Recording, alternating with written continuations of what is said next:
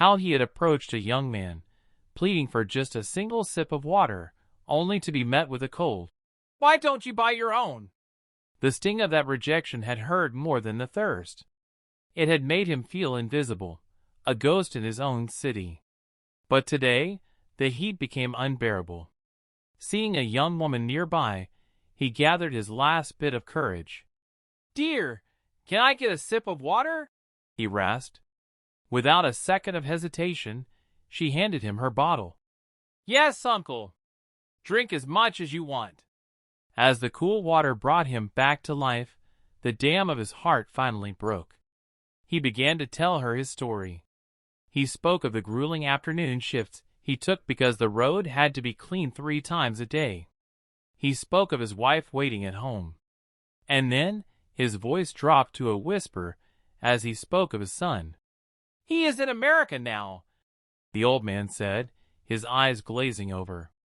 "We worked ourselves to the bone. I cleaned streets and his mother scrubbed floors, just to send him there. We thought our days of struggle were over. But once he reached those big buildings and met those big people, he forgot us. Maybe he is ashamed of a father who sweeps the road." He told her how his wife sleeps every single night with her phone in her lap, waiting for a ring that never comes. Every night, she cries herself to sleep, and every morning, she wakes up hoping today will be the day. The young woman listened, her heart aching for the couple. She saw the dignity in his tired eyes, and the cruelty of the son's silence. As the man prepared to go back to his broom, she made a small request.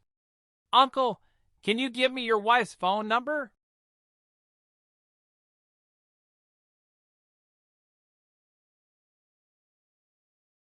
He was confused, but he recited the digits.